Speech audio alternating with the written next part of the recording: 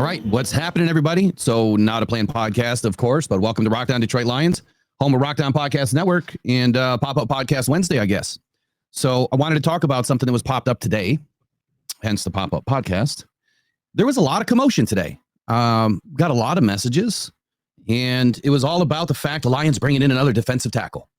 And oh my goodness, we're not addressing the defensive end position or pass rusher position, edge rusher position, and the world is melting down around us.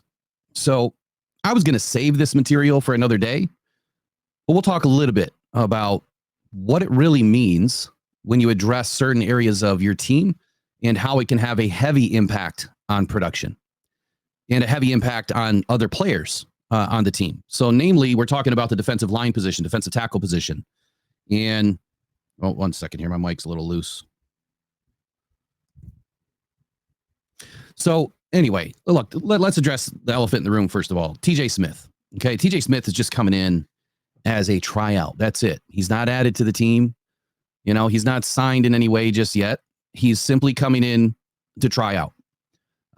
Smith had spent the last 3 seasons with Minnesota on the practice squad. And what the Lions are looking for is competition. What they're looking for is depth. What they're looking for is guys that can produce. And they're going to look at every opportunity. They're going to turn over every stone. The Lions are trying to win a Super Bowl in 2024, the year that I told you that the Lions would finally have an opportunity to do so. And this is the year to do it. And this is what they're going to try to do. Doesn't look like we have a ton of people in yet, but we're going to roll with it tonight. We're going to roll with it. So at the end of the day, TJ Smith's coming in for a trial. That's it. That's all he's doing. If he earns an opportunity to stick with this team, great. But what I'm sick of people saying is the only way to address the sack situation is to get a pass rusher, because that is completely false.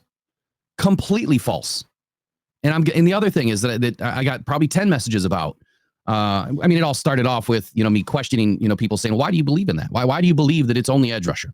And why is it that now we're a few days past the draft, everyone's right back on this hype train of, well, the Lions didn't get an edge rusher. Oh, the Lions wanted Darius Robinson, but they didn't take. If they wanted Darius, they could have taken him. They leapfrogged him to take Terry and Arnold. Darius Robinson was taken after Terry and Arnold. If they wanted Chop Robinson, they could have traded up further. But they didn't. They got their guy. And there's a reason why. There's a reason for it. And I'm going to try to explain some of that tonight. Now, it's not going to be long because I still got to pack. I got to catch a flight early in the morning. Boys baseball is super important to me, and I got to be there for the regionals. So, all right, let me just get into some of these stats. And I hope that the ones that really are concerned about edge rusher come into this and watch this video when it's all done, or watch this live after it's done, because there's going to be some things that I'm going to say that you're going to be like, oh, I didn't think about that. And these are facts, straight up facts. Okay. Lamar Jackson, he had one play where he had an extremely long time to throw. That's because he scrambled. He didn't just sit in the pocket for 9 seconds or 9.34, whatever it was. He moved around. But don't you think that is a bigger issue with, the pass getting completed, right? After 3 seconds, after 3.5 seconds, the corners did their job on that play. What about your all-star Aiden Hutchinson? What about your elite Lee McNeil? Hardly any teams have 2 elite players on the defensive line, first of all. Why didn't your boy Aiden, number 2 overall pick, get to the quarterback? Come on, he's God's gift to green earth. Mr. 100 pressures, barely a dozen sacks. And you compare that to, I don't care, TJ Watt, Bosa, Myles Garrett, anybody. You compare it to anybody, and they have way more sacks, way more production. He's not elite. Let's just face it, he's not elite, not yet. Okay? Now, am I a Hutchinson supporter? Absolutely. He's a Detroit Lion. But I'm going to call a spade a spade. And we'll get into more on Aiden Hutchinson in just a minute, because it's not all about him. Patrick Mahomes has an average time to throw of 2.84 seconds. 2.84 seconds. Okay? Keep that in the back of your mind. 2.84 seconds. That means if you wanted to sack the quarterback, you got to get there in how fast, right? 2.83 seconds. 2.82, 2.81, 2.8. You need to get there pretty damn quick. I got to go through a few things here. Hold on.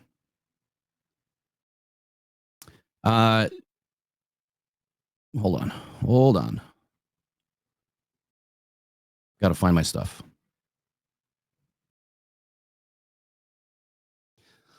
Oh, what did I do with it?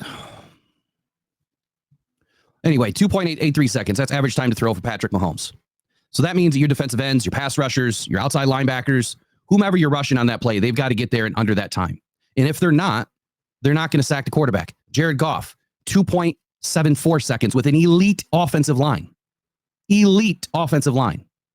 So it doesn't matter how many pass rushers you get. If you have an elite offensive line like the Detroit Lions have, they're going to get the pass off anyway. And if the quarterbacks and the receivers and the passing coordinators and the offensive coordinator are smart, they know that they're going to try to get the ball out quick. So it doesn't matter how many edge rushers you have. If Patrick Mahomes is able to get the ball out on average 2.84 seconds, doesn't that sound like a corner problem to you? Because that means that these guys are open in less than 3 seconds. The target is 3 seconds. So Patrick Mahomes averaged 2.84 seconds in 2023, which was actually a career high. 39.5% of his throws have taken 3+ seconds. That would also be a career high. For reference, on average, the NFL, all quarterbacks, average 2.65 seconds. 2.6 and 32.5% of passes only take 3+ seconds. The NFL, now this is where I wanted to go with this. The NFL passer rating drops by 9% when passes take more than 3+ seconds. Again, that's a corner problem. If your corners are staying sticky, making the quarterback last longer, the passer rating drops. So if you're completing 80% of your passes, that number is now 71%. That could be the difference of winning a game. So this is not about edge rushers. This is not about bringing in guys for tryouts. What this is about is building a defensive line because that's where the pass rush starts. The interior of a defensive line, I don't care what coach you talk to, they will all tell you the most important 2 positions on a defense are your corners and your 2 defensive tackles. That's it. Those are the 2 most important positions on a defense. Here's a question. Why are we not complaining about the linebackers? They're the ones that are allowing all of these passes over the middle. That's their coverage assignment. We got eaten alive over the middle all season long. So this is not about bringing in tryout guys, TJ Smith. This is not about selecting multiple defensive tackles and not taking a defensive edge in the draft because they didn't need it. They have Aiden. And if you believe that Aiden is elite, then you don't need any other edge rushers than Aiden. What you need is another guy on the other side that can set the edge and a guy that can get home if needed. And in situational football, you're going to put different guys at different positions to do different things. You might throw Pascal outside. You might throw Kaminsky outside. You might work Kaminsky inside. You might throw Mekhi Wingo if he can actually crack the roster on the outside. But he's an interior pass rusher. When's the last time the Lions have had an interior pass rush that was extremely effective? 2014. And Ndamukong Suh, Nick Fairley, best defense we've ever had as the Detroit Lions in probably the last 25, 30 years. Why was it so effective? Because we had 2 interior defensive tackles that were good at working together. That is now Lee McNeil and DJ Reader. DJ Reader's coming into this team a little banged up. He'll be fine. Even if he doesn't start week 1, we still have 17 games that this team has to play to try to win at least 13 of them to take a division. 13 is probably going to be the number this year. So again, I had a crap ton of messages today. And just an FYI, there was no morning show today. Just a lot going on. Won't be one tomorrow. Might do one Friday in Naples. Might do one Friday if I can get good decent internet. I don't know. Maybe we'll go to a beach or something somewhere. I don't know. So only 40% of Mahomes' targets have gone to a wide receiver position on throws of 3+ seconds. The NFL average is 54%. Now I'm using Mahomes because he just won the Super Bowl. And clearly everybody's gunning for the guy. Like the number one goal is to take Mahomes down. He's also a fairly mobile quarterback. I wouldn't call him a dual threat, but he is very mobile. He was more dual threat earlier in his career, not so much anymore. So the reason why I targeted his stats is because when you look at his stats, again, he has 2.84 seconds on average to get rid of the ball. Wouldn't you want to extend that time? Don't you want to make the quarterback hold the ball longer? That's the whole goal. The whole goal is to allow him to hold the ball longer. Your next goal is to force an incompletion or get a sack. Now, if you have elite corners that we do now, and that hopefully they turn out to be this year, I should say, this shouldn't be a problem anymore. See, when the ball's getting out in 2.84 seconds and it's completed, that's the problem. See, now you need to have the ball get out in 3 seconds and it's not completed. It's batted away, pass defensed, intercepted, quarterback hit, ball tipped. We don't know what Aaron Glenn and Dan Campbell have up their sleeve this year. The fact that they're readdressing a major need on this team, which was corner and defensive tackle. I mean, let's talk about that for a minute. So we had how many different defensive tackles on this roster last year? And how many do we add that were, 34, 36 years old? Tyson Alulu and I forget the other guy's name already. Hot flash in the pan. The point that I'm trying to make is, was Benito Jones elite? No. Was Isaiah Buggs elite? No. Was Alulu elite? No. Pascal? Not yet. Levi Unwazurike? Nope. Haven't done anything. So you're telling me you'd only rather add, have Lee McNeil and then some flop next to you and think that you're going to get a pass rush and that's going to help the defensive end or the pass rusher on the outside of him? It's not. Because if the interior guy can't do his job, the exterior guy can't do his job either. They all have to work together. So exploring, there's an article that came out a while ago called Exploring the Frustration and Disconnect Between Lions, Aiden Hutchinson, Quarterback Pressures, and Sacks, because there's a very wide gap between how many pressures and sacks that he gets. And it's actually kind of a problem. So let me read through some of this article. I don't know how much, how long it is really, but so there's TJ Watt, a former Defensive Player of the Year who shares the league's single season record with Hall of Famer Michael Strahan, and Myles Garrett, who has already hit double digits for the 6th season straight. So this came out during the season last year. Khalil Mack hasn't been in the mix for a few years, but the resurgent 4-time All-Pro is on pace to set career high in his 10th season, as is Danielle Hunter, who has had at least 1 sack in 10 of Minnesota's 12 games, putting him in line for a third top 5 finish in the category since 2018. None of this really matters, but there's some stuff that I wanted to share with you guys, like Danielle Hunter's time to the quarterback. So average time to sack. That's where I was going with this. So let me find that information here that I wrote up.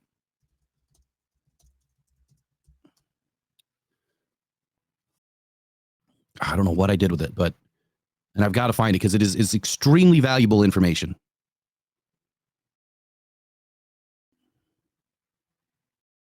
Okay, here we go. So again, Mahomes, 2.84 seconds to get rid of the ball, right? Hutchinson's average time to sack a quarterback has been 4.47 seconds.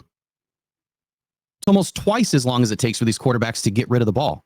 So at 4.47, well, that's telling me that the corners were actually holding long enough. Over 3 seconds, the stat is the passer rating comes down 9%. The difference with the corners that we had is they allowed every damn completion.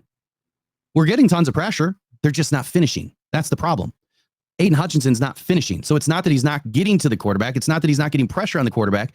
He's just not getting his hands on the quarterback because he's not getting free. That's why it's taking him 4.47 seconds to get to the quarterback. So maybe that's not elite. Like Watt, who gets to the quarterback in 3.96 seconds, a whole half a second faster. That's the difference between getting, 11 and a half sacks, of which 3 were tap downs. They weren't really sacks, in 14, 15, 17 sacks in a season.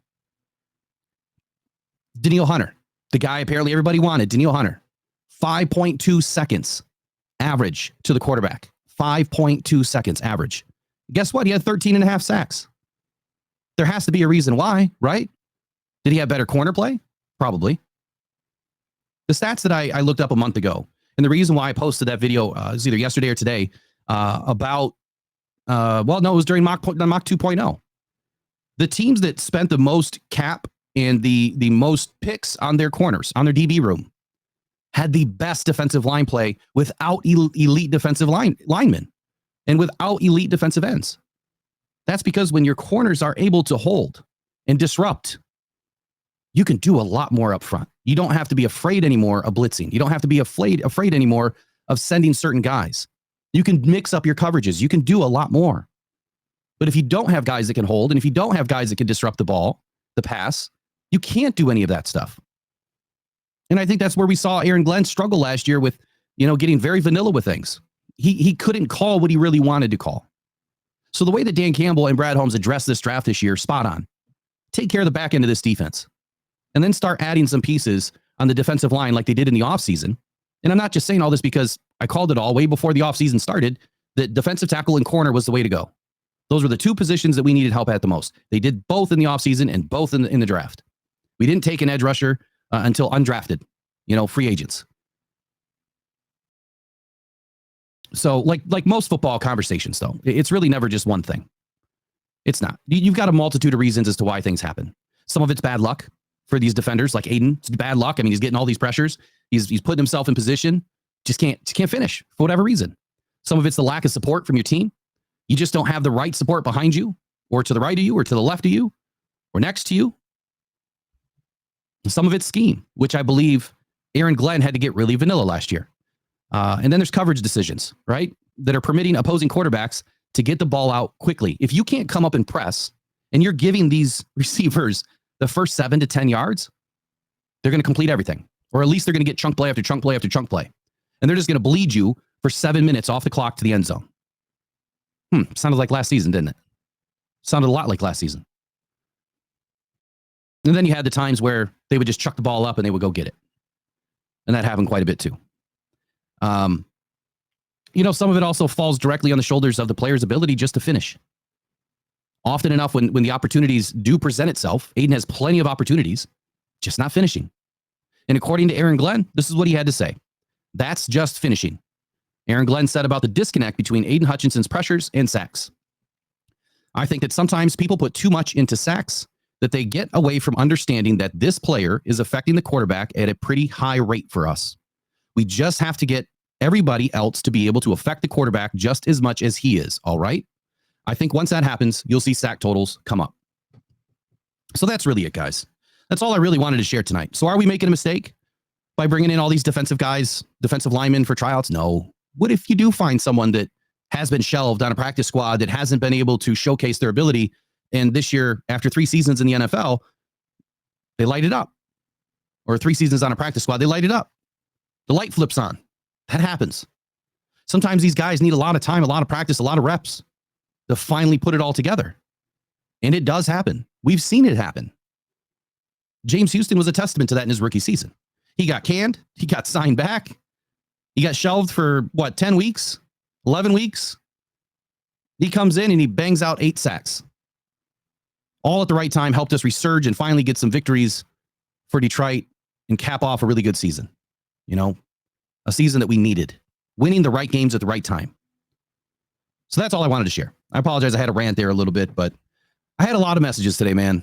And I feel like if we want to get past all of this, look, everyone's entitled to their own opinion. Absolutely. I welcome it. You can have your own opinion. There's nothing wrong with that. But to say that our team is making bad decisions for bringing in a guy that's just coming in to try out, that's it. Taking advantage of a rookie minicamp to have the guy come in, that's a super smart decision. Like, see what he's got. Hey, can he stick around for camp? Maybe. See what he's got in rookie minicamp. See if he can hang with these young bucks. And if he can, hey, that's why the Lions save 4 or 5 spots on the roster every season. And look, I'm not always right about everything, and I won't ever claim to be. I get a lot right because I put dozens and dozens and dozens of hours in every week on research and trying to get you guys the right information. I'm not here just to, be a blowhard and fluff my feathers and, yell and scream and jump up and down. That's just not what I'm about.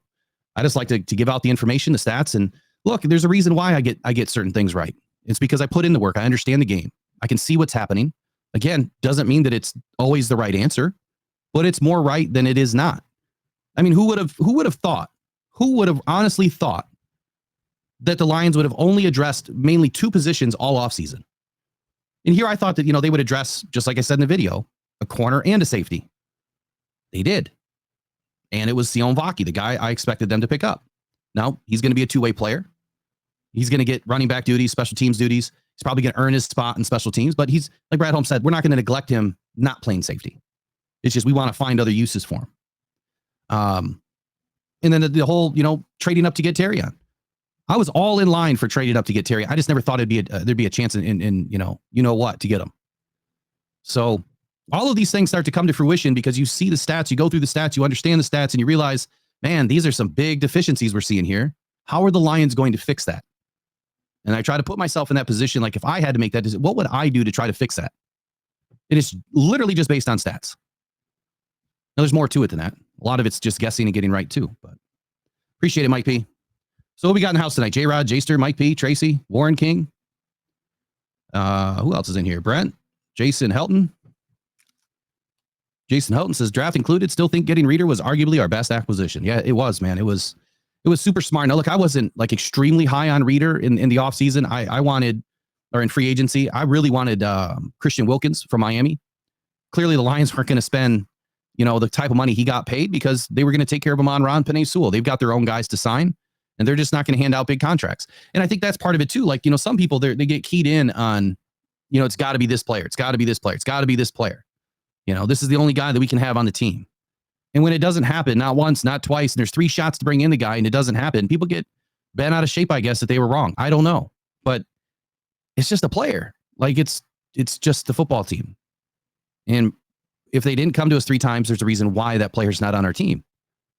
Could be scheme, could be fit, could be culture, could be attitude, it could be anything. But we have to look past the player and deeper at, like I said, we needed a B gap guy, right? What does Mekhi Wingo play? More snaps in the B gap. So there's a reason why when I put this stuff together and we go through it all, everyone's mock draft got blown up. Everyone's. Matter of fact, I went through to see how many I actually got right. I was surprised, actually. I was kind of surprised. Let me share that with you guys too. Let me see what you guys are saying though. Let's see here. J-Rod says he's the class clown. What are we talking about tonight, Full State Farm? So I just kind of went deep into this whole, all this conversation. Like, I don't know why it all blew up today, but everyone talking about this guy, TJ Smith, coming to Detroit. Lions making a big mistake, supposedly, because they didn't bring in an edge rusher. And I just explained the reasons why, again, that I felt we don't need another edge rusher. They already brought them in. We already have them on the team. We needed 2 positions to get filled and get better at those 2 positions, as opposed to spreading yourself too thin and maybe getting, quasi good at 3 positions. You got really good at 2 positions, which is defensive tackle and corner. And look, I'm not going to hold out. To your point, where you at, J-Rod? J-Rod says, knowing Will, he was working up something. Anticipate the weight surprise. Oh, you're probably speaking of Brad Holmes. And I was just going to say, look, don't be surprised if Brad pulls off something crazy, before the season starts. There's still a lot of players that want Holmes. And there's, halfway, maybe not a whole bunch of edge rushers, but there's still players that are going to get cut this year. And there might be some that we like. There might be some that fit this team. So, all right. So I didn't do as well as I thought I was going to do. Let me share this with you guys real quick. I don't even know if you can see all that. All right, here we go. You can see that for sure. All right. So obviously the yellow boxes that I was spot on had Caleb Williams, obviously going to the Bears. Who didn't? There's mock 2.0 next to it. Let's see if I can pull that in. So then I had Jaden Daniels going to the Commanders. Obviously, we got that one right. Now, pick 3. Now, remember, the last mock I did all these wild trades. Had the position right? But we had a huge trade in there that threw everything off. So when I feel like I get a win when I get the position right, at least, or the player.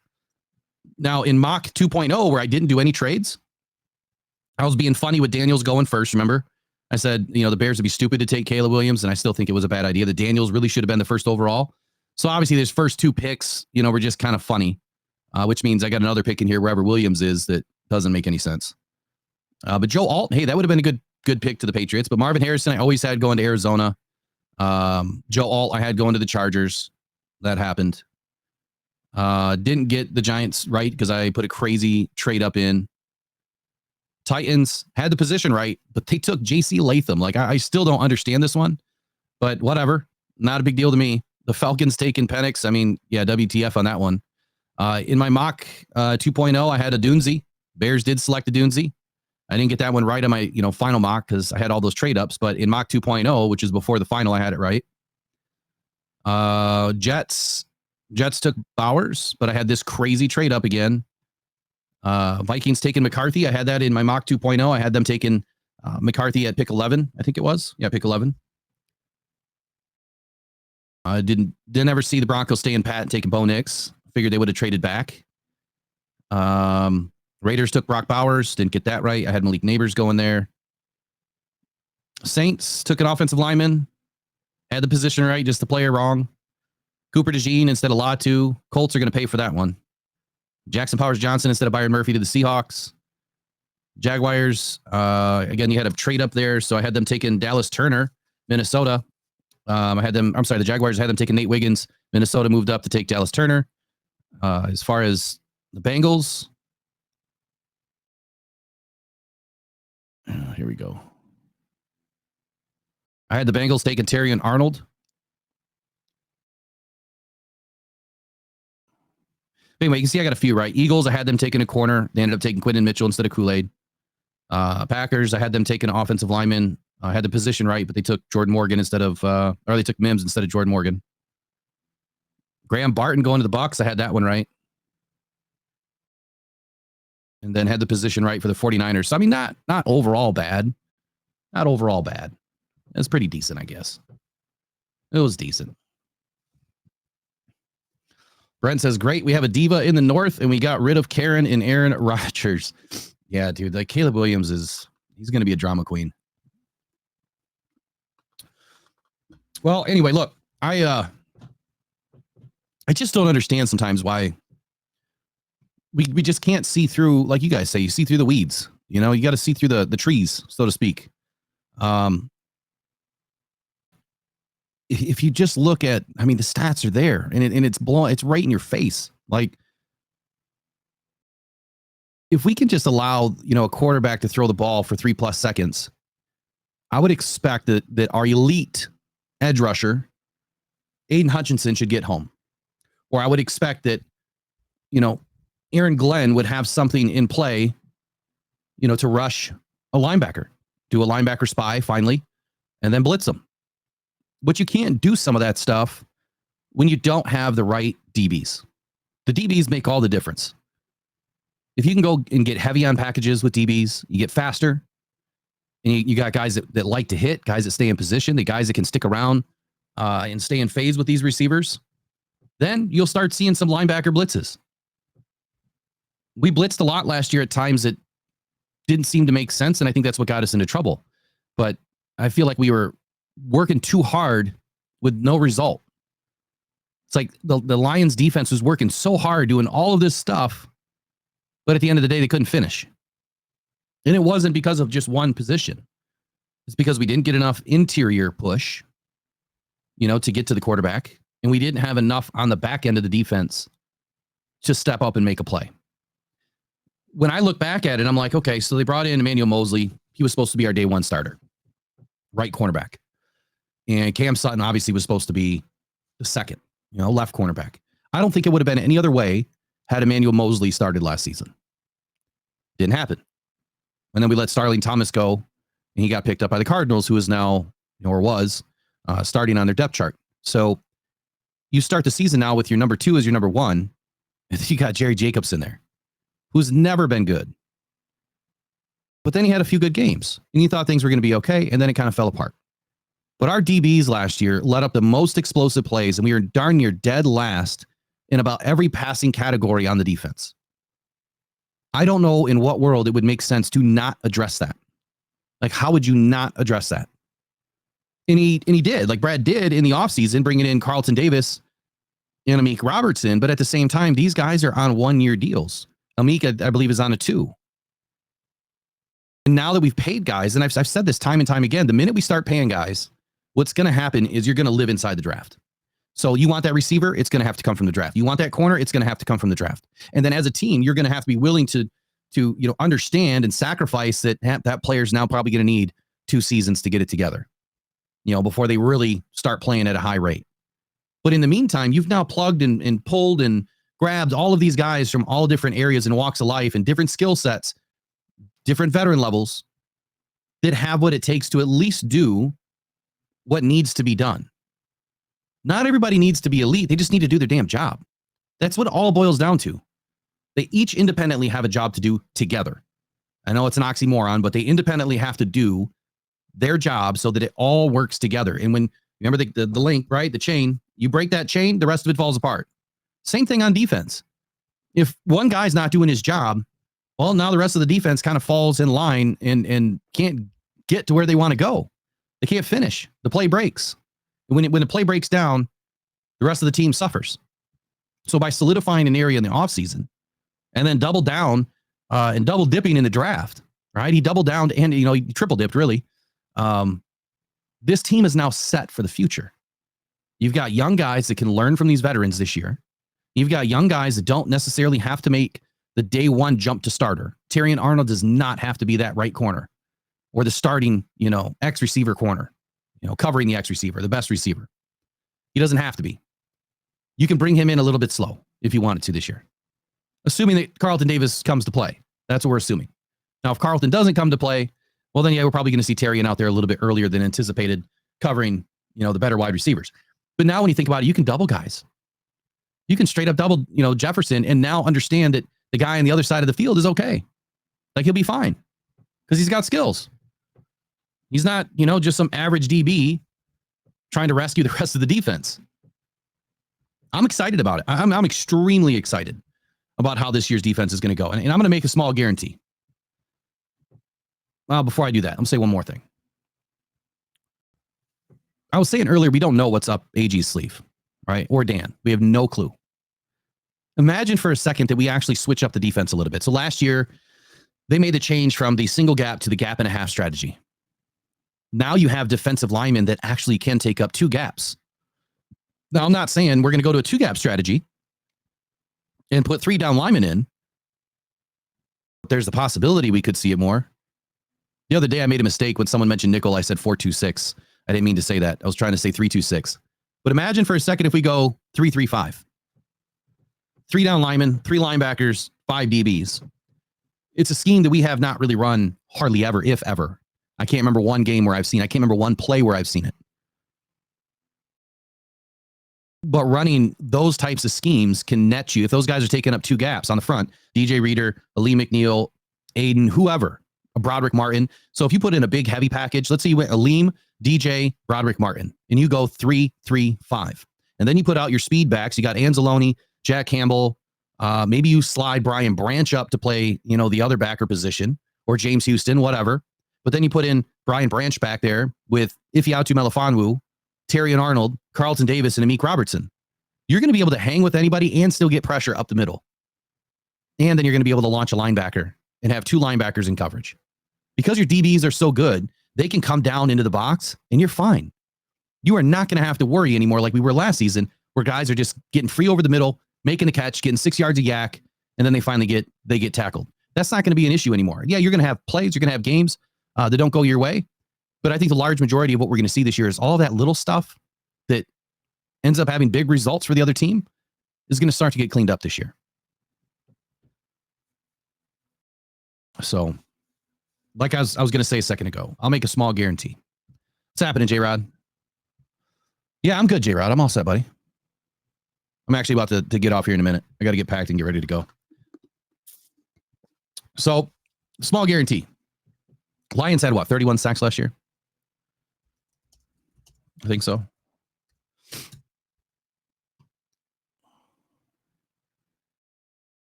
Let's see.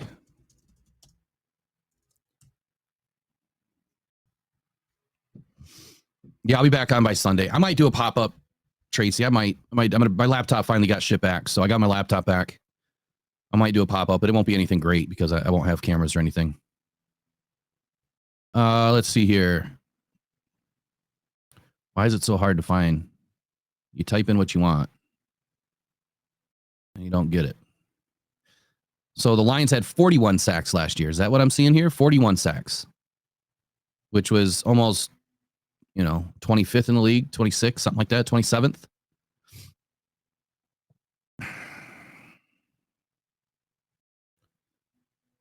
Okay. So I'll make this small guarantee. The Lions will finish no less than 15th in sacks. Now, that's going to take some assumptions on our behalf that the defensive line stays healthy. They have to stay healthy. At least 85% of the games, they have to stay healthy. Like Aleem McNeil, DJ Reader, they can't miss more than, 2-3 games max. I'm not expecting them to miss any games. But just in case, they can't miss more than like 2 or 3 games combined. Aiden Hutchinson can't miss any games. We do have some depth, so it may not matter.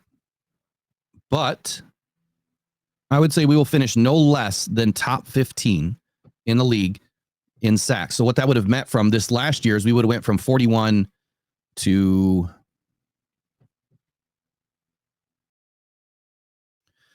roughly 46 sacks, When you look at the season last year, you have one team that has an exorbitant, three teams really that have an exorbitant amount of sacks. The Ravens, the Chiefs, the Dolphins, and the Bills. They all had 54, 56, 57. The Ravens had 60. Everyone else below them, well, I guess the Colts too, they had 51, was between 49 and 36. The large majority of NFL teams was between 41 and 49.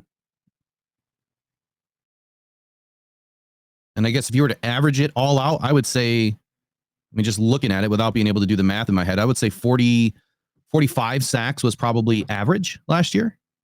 So if the Lions were just under average last year, it's not terrible. A lot of teams are right in the same area. You know, the Bills didn't win the Super Bowl. They were at the top. The Dolphins didn't win the Super Bowl. They were at the top. The Ravens didn't win the Super Bowl. They were at the top. The Chiefs had a really good backfield, didn't they? One of the best backfields in the NFL. They won the Super Bowl. Colts didn't even come close. They were at the top. The Browns, they were at near the top. They didn't come close either. 49ers, they only had 48. They only had 7 more sacks than we did. And we played them in the title game. The Jets were nowhere near sniffing a Super Bowl trophy. They had 48.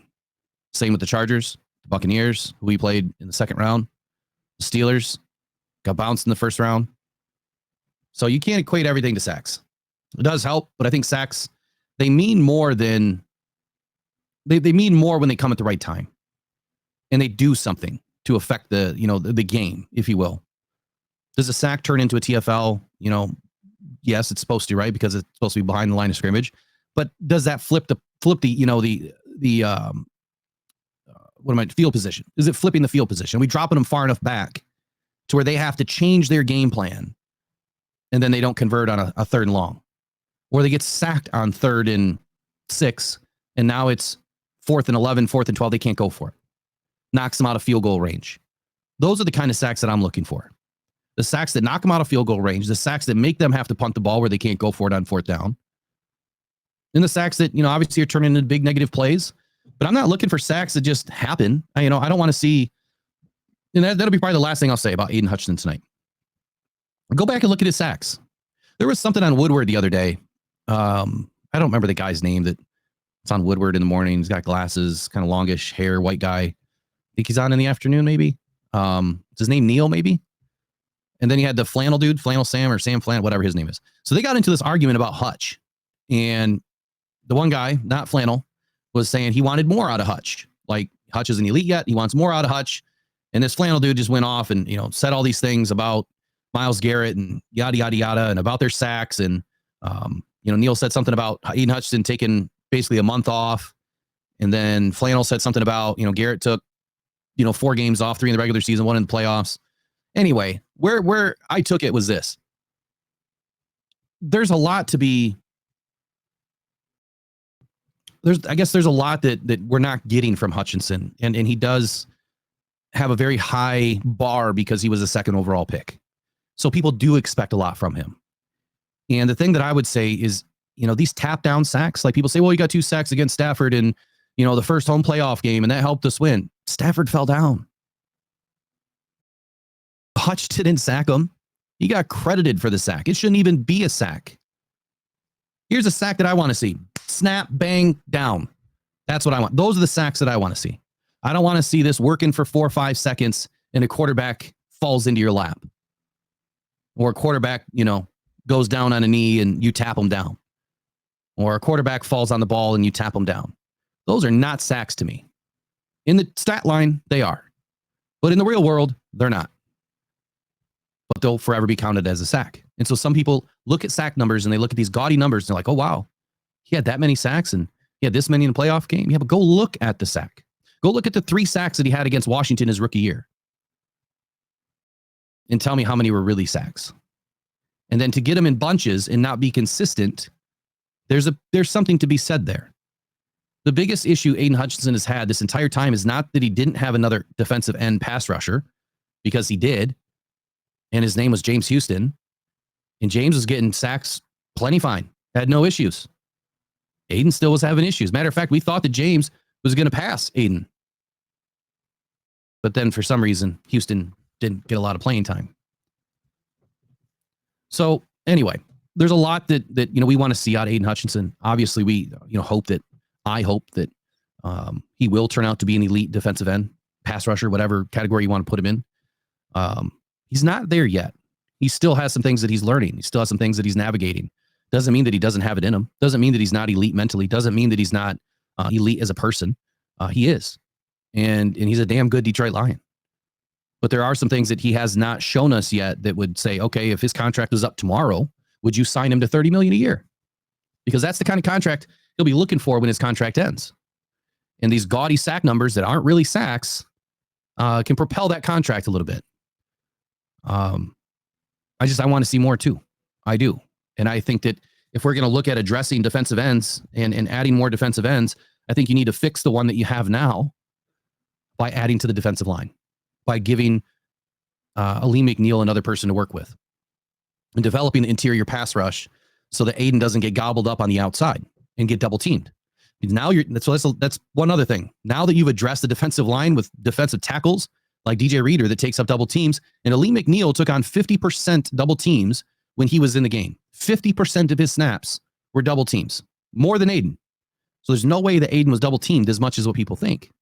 But now you have Aleem and DJ Reader that both require a double team.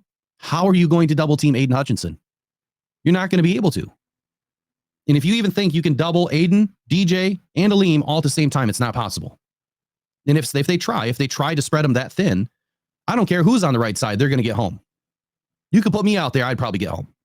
But after my first sack, I'd probably have to retire because I'd be broken.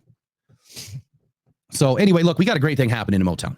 The Detroit Lions doing everything, that they need to do. Brad Holmes hit this draft hard and this offseason hard with the right play.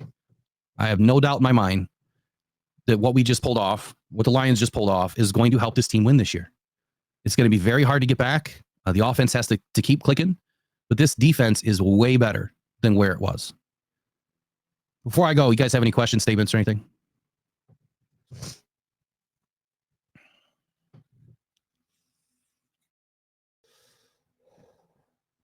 So Will Scott, I think that's a great point, man. He says, why not give them a chance with the changes before we compare these players to last year's performances? I think that's a great statement. I really do. I think when you look to last year, you can look to last year as a guide and say, we did, and I haven't done the calculations yet. I'll do it maybe while I'm on the plane or something, but I'll just throw a number out. Let's say year over year, we changed the roster 20% this year. Well, 20% of this team is new. So you can look at last year's stats and what we did, and you need to fix these areas. Now, how are you going to get better with a 20% different team, right? How did you get better? Or did you get worse in areas? What are those new stats going to be like this year? What are they going to say from last year? Year over year, did you get better? That's the only thing that matters is year over year, did you get better? And how long is it going to take you on that trend to be able to hoist the Lombardi Trophy? This is the year. This is the year. I promise you, I'm telling you that this is the year that the Lions should be able to make a run and have the right team to do it and finish this time. We've got to be healthy. So I have to throw that out there. That's the only disclaimer. We have to be healthy. And beyond that, there's no team that has depth beyond depth beyond depth when guys get hurt. When your starters are hurt, every team hurts. So this year, we have more depth, way more depth. DJ Reader is 10 times the defensive tackle Isaiah Buggs was, Benito Jones was. And we still have Levi, and we still have Josh Paschal, and we still have Kaminsky. These guys know the defense. They know what they're doing now. So I'm excited. Death will be our biggest friend this year, says Mike P. I believe it, man. I believe it. Warren King says, okay, I didn't realize the podcast was on this channel. Which channel are you on, buddy? You must be are you on the morning show channel? I throw it up there on both sides. Morning show's all me now, so. Will Scott, pressures lead to sacks with the new DBs holding the receivers for 1 to 2 seconds more lead to sacks. Absolutely. And I'll keep pointing back to the stats that these quarterbacks are throwing the ball in less than 3 seconds anyway. So if you don't have defensive backs that can hold even that long, that's where the problem is. And, I'm going to find the stats. I know they exist. I have to find them. But to go in and look at, each game, how long did the quarterbacks have to throw on average in every game that we played last year that we got gashed, in the passing game. And those stats do exist. They are somewhere. I just haven't been able to find it quick enough today. Oh, the other chat is there too. I don't know why I'm not seeing it. It should be in here. You know what? That's weird because it should all come to this main chat because I don't have just the one chat open. The link on the Rockdown Podcast Network would not work for you. Only here on Syndicate and Facebook? What? Oh, it looks like someone just tossed me some coffee. Mike P bought some coffee. Look at that. Appreciate you, Mike. What do you mean it didn't work on the other channel? I hate YouTube. Some days, man, things just don't like to work. Yeah, it still says upcoming. Look at that. That is so weird because the chat is going nuts in that. Why is it not live? That's weird. Well, that would explain why we don't have a ton of people in right now. Let me go back to it. Yep, it still says upcoming. Very interesting. I wonder when this is done if it's even going to show up there. If not, I'll just have to download it. We'll throw it up as a video. All right, I better get to packing, guys. I got to get my butt ready to go. Got an early flight tomorrow. We'll be back at it. Like I said, Sunday, I'll be back on for sure, Sunday night. And then next week, we'll be rocking and rolling. I do have some things to do around the house, so some days I may not be able to do things, but we'll be back at it Sunday night. And then I might do a pop-up while I'm down in Florida. Who knows? We'll see. We'll see what I can make work, but it's all about the kids. So that's first. But anyway, we're doing fine, people. We're doing fine. Lions are in good hands. Brad Holmes has got this team doing the right things. And, bringing in guys for tryouts, all good, man. I wish TJ Smith nothing but the best.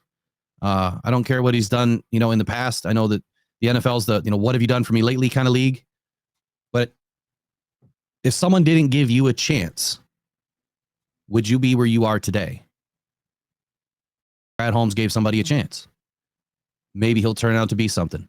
Maybe he won't. But you know what? We would never know if we didn't. So it's just an opportunity for someone to prove that they want it, that they want to earn it. And maybe they're just the right type of fit. Brad Holmes loves them. And that's fine too. He may not work out. That's quite all right. We got plenty of other guys that want to compete. And I'm sure there's going to be plenty more guys coming in to compete between now and the start of the season. They'll get the roster right, but they're going to take a look at, like I said earlier, they're turning over every stone to find the guys to help this team win. To think that, we'll finish on this, to think that the Lions not only landed Terrion Arnold at 24 is beyond phenomenal value for not only the pick, the player, where you get them. I mean, everything about that pick right there, that selection at 24 is spot on perfect. Exactly what this team needed. And then to wait, and he tried moving up a couple of times, but to wait to 61 and Ennis Rakestraw falls into your lap too. And the more you read about this guy, he may not be a first year guy. He may not pop off the page first year, but he's someone that can grow and develop into a good number 2. And you got Terrion and Ennis working together now for at least the next 4 seasons, as long as Rakestraw stays healthy and continues to work on this team.